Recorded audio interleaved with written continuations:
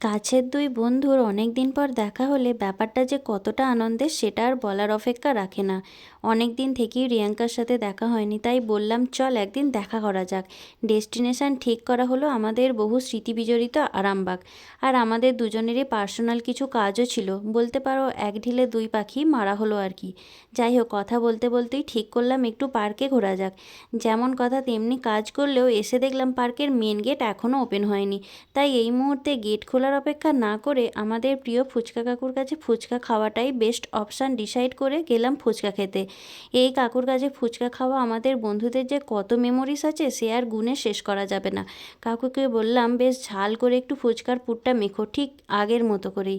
এদিকে ফুচকা খাবো বলে হাতটা ধোয়ার পর ম্যাডামের আবার আবদার হলো যে আমার হাতে আবার ফুচকা খাবে। অগত্যা বন্ধুর আবদার কি আর না রাখা যায়, যদিও আমিও ছাড়িনি ওর হাতে ফুচকা খাওয়ানোটা।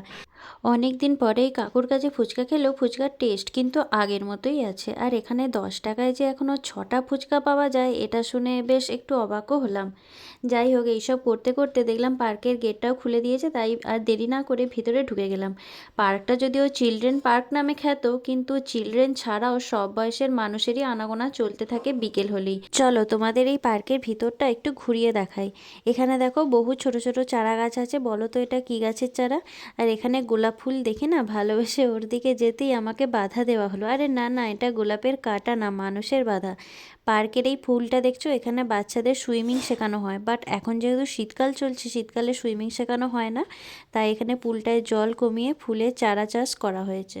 এই সাইডটা দেখতে পাচ্ছ, এটা হলো গোলাপের বাগান, বাট গাছ এই লাগানো হয়েছে বলে গোলাপের প্রায় দেখা নেই বললেই চলে। ওয়াশরুমের ব্যবস্থাও নতুন করে করা হয়েছে এখানে। শীতকালে এই পার্কের মধ্যে বিভিন্ন রকমের কালচারাল প্রোগ্রামও হয়ে থাকে।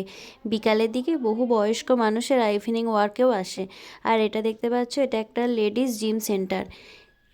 এদিকে মেয়ের কাণ্ড দেখো, একটু ঘুরেই নাকি ও টায়ার্ড হয়ে গেছে, তাই বসে পড়েছে। অগত্যা আমিও এই ফাঁকে একটু বসে বসে বাচ্চাদের একটু খেলা দেখছিলাম, বাট আরামবাগের বিখ্যাত মশা আমাদের বেশিক্ষণ আর বসে থাকতে দিল না, তাই বাই বাই করে ওখান থেকে বেরিয়ে গেলাম। তারপর রিঙ্কু বলল কাছেই একটা নতুন মোমোর দোকান হয়েছে, চল তাহলে ঠান্ডায় ঠান্ডায় একটু মোমো খাই। আমি তো মোমোর নাম শুনলে এক পাই খাড়া জানোই, তাই তো নাচতে নাচতে চলে গেলাম মোমো চিকতে।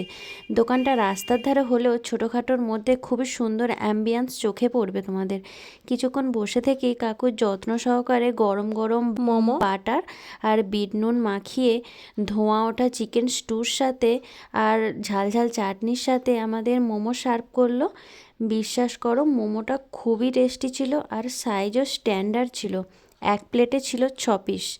আরামবাগে মোমো খাওয়ার ইচ্ছা হলে অবশ্যই একবার এই কাকুর দোকানে ভিজিট করতে পারো। আশা করছি তোমাদের মন্দ লাগবে না। ভেবো না এটা আমি প্রমোশন করছি, আমাদের ভালোই লেগেছে সেই জন্যই রেকমেন্ড করলাম।